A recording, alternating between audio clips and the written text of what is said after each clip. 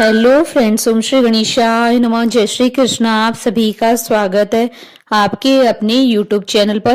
Friends, आज हम आपको इस वीडियो में बताने जा रहे हैं माघ मास की शुक्ल पक्ष की जया एकादशी का शुभ मुहूर्त, व्रत पारण का समय, पूजा विधि, व्रत कथा, महत्व और जया एकादशी के दिन धन प्राप्ति के लिए किए जाने वाले अचूक उपायों के बारे में। फ्रेंड्स, वीडियो शुरू करने से पहले आपसे रिक्वेस्ट है, अगर आप हमारे चैनल पर नए हैं और आपने अभी तक चैनल को सब्सक्राइब नहीं किया है तो प्लीज सब्सक्राइब कीजिएगा चैनल को, साथ ही प्रेस कीजिएगा बेल आइकन को, जिससे नए वीडियो से रिलेटेड नोटिफिकेशन आपको तुरंत प्राप्त हो सके। और वीडियो पसंद आने पर वीडियो को लाइक और शेयर जरूर कीजिएगा ताकि सभी भक्तों को इस वीडियो का लाभ प्राप्त हो सके।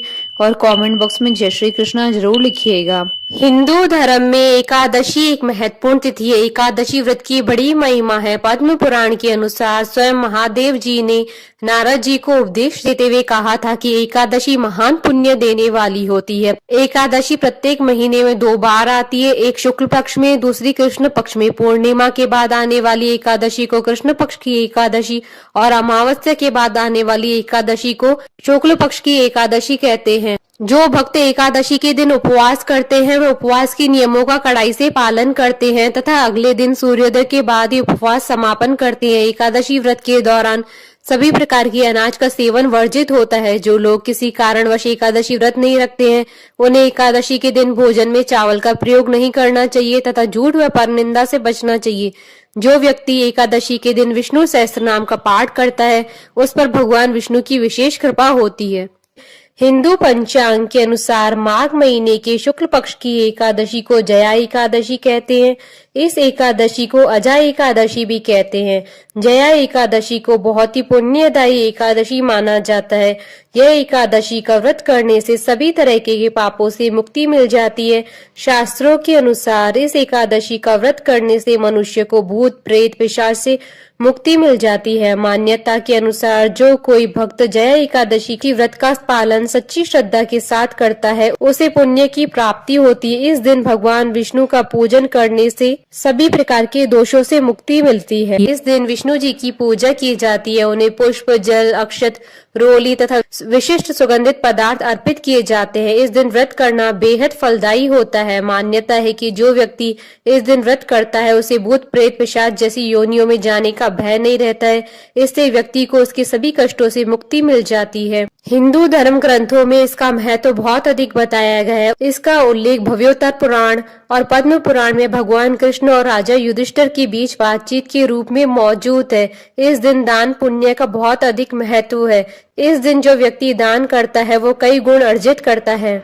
जया एकादशी की पुण्य के कारण मनुष्य सभी पापों से मुक्त होकर जीवन के हर एक क्षेत्र में विजय प्राप्त करता है और मोक्ष का अधिकारी हो जाता है। भगवत पुराण में बताया गया है कि जो मनुष्य समस्त भौतिक तथा सांसारिक सुख प्राप्त करना चाहते हैं उन्हें जया एकादशी का व्रत अवश्य करना चाहिए।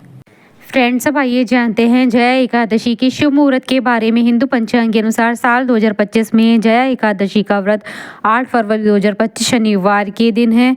माघ शुक्ल एकादशी तिथि का प्रारंभ होगा 7 फरवरी 2025 को रात्रि 9:26 पर और माघ शुक्ल एकादशी तिथि का समापन होगा 8 फरवरी 2025 को रात्रि 8:15 पर। व्रत पारण का समय रहेगा 9 फरवरी 2025 को सुबह 7:08 से सुबह 9:21 तक और हरिवासर समाप्ति का समय रहेगा 9 फरवरी 2025 को शाम 7:25 पर।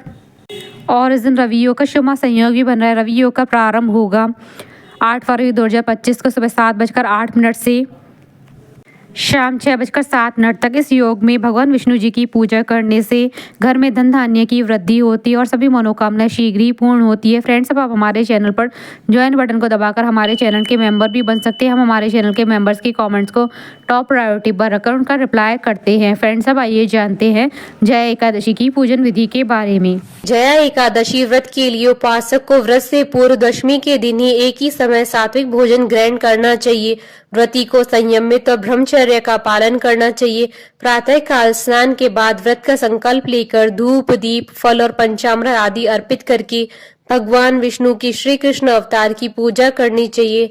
रात्रि में जागरण कर श्री हरि के नाम के भजन करने चाहिए। द्वादशी के दिन किसी जरूरतमंद व्यक्ति या ब्राह्मण को भोजन कराकर दान दक्षिणा देकर व्रत का पारण करना चाहिए। जया एकादशी व्रत कथा। धर्मराज युधिष्ठिर बोले, हे भगवान, आप स्वदेज, अंडज, उद्दिज और जरायुज चारों प्रकार के जीवों की उत्पन्न और पालन तथा नाश करने वाले हैं। अब आप कृपा करके माघ शुक्ल एकादशी का वर्णन कीजिए। इसका क्या नाम है, इसके व्रत की क्या विधि है और इसमें कौन से देवता का पूजन किया जाता है। श्री कृष्ण कहने लगे कि हे राजन, इस एकादशी का नाम जया एकादशी है। इसका व्रत करने से मनुष्य ब्रह्म हत्या आदि पापों से छूटकर मोक्ष को प्राप्त होता है तथा इसके प्रभाव से भूत, पिशाच आदि योनियों से मुक्त हो जाता है। इस व्रत को विधि पूर्वक करना चाहिए।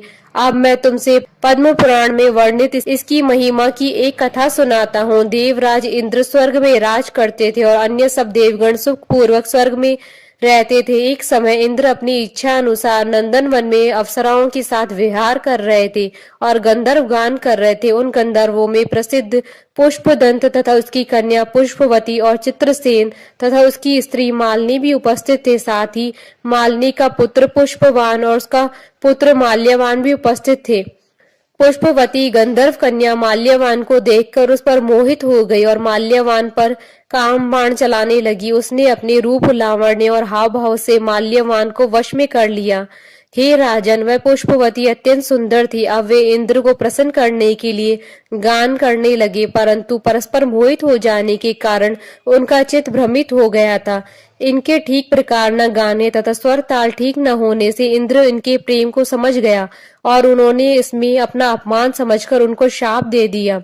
इंद्र ने कहा, हे मूर्खो, तुमने मेरी आज्ञा का उल्लंघन किया है, इसलिए तुम्हें धिक्कार है। अब तुम दोनों स्त्री पुरुष के रूप में मृत्यु लोक में जाकर पिशाच रूप धारण करो और अपने कर्म का फल भोगो। इंद्र का ऐसा शाप सुनकर वे अत्यंत दुखी हुए और हिमालय पर्वत पर दुख पूर्वक अपना जीवन व्यतीत करने लगे। उन्हें गंध, रस और स्पर्श आदि का कुछ भी ज्ञान नहीं था। वहां उनको महान दुख मिल रहे थे। उन्हें एक क्षण के लिए भी निद्रा नहीं आती थी। उस जगह अत्यंत शीत था, इससे उनके रोंगटे खड़े रहते थे और मारे शीत के दांत बजते रहते थे। एक दिन पिशाच ने अपनी स्त्री से कहा कि पिछले जन्म में हमने ऐसे कौन से पाप किए थे जिससे हमको यह दुखदायी पिशाच योनि प्राप्त हुई है। इस पिशाच योनि से तो नरक के दुख सहना ही उत्तम है, अतः हमें अब किसी प्रकार पाप नहीं करना चाहिए। इस प्रकार विचार करते हुए वे अपने दिन व्यतीत कर रहे थे। देव योग से तभी माघ मास में शुक्ल पक्ष की जया नामक एकादशी आई।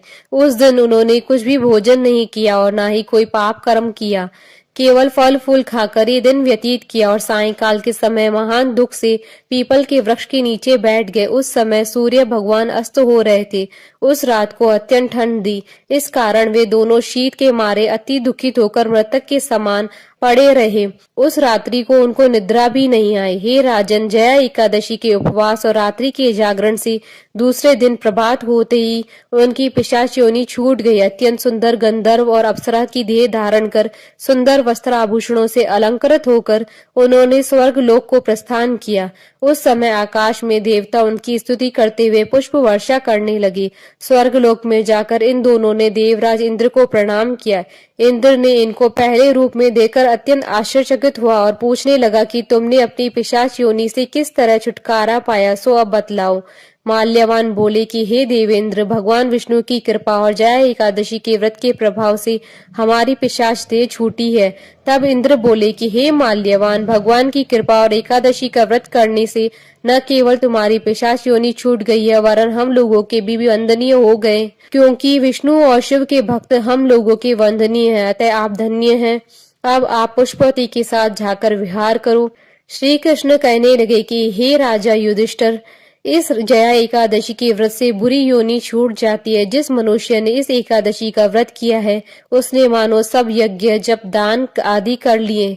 जो मनुष्य जया एकादशी का व्रत करते हैं वे अवश्य ही 1000 वर्ष तक स्वर्ग में वास करते हैं। माँ लक्ष्मी और विष्णु भगवान को प्रसन्न करने के उपाय। जया एकादशी के दिन उपाय से भाग्य के दोष दूर हो जाते हैं और भगवान विष्णु के साथ देवी लक्ष्मी की कृपा भी प्राप्त होती है।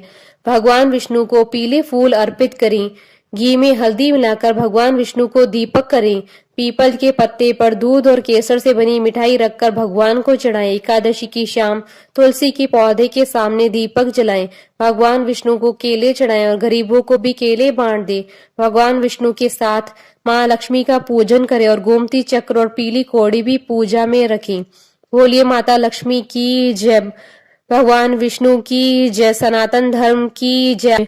हमारे साथ इस वीडियो में अंत तक बने रहने के लिए आपका धन्यवाद। ओम श्री गणेशाय नमः। जय श्री कृष्ण।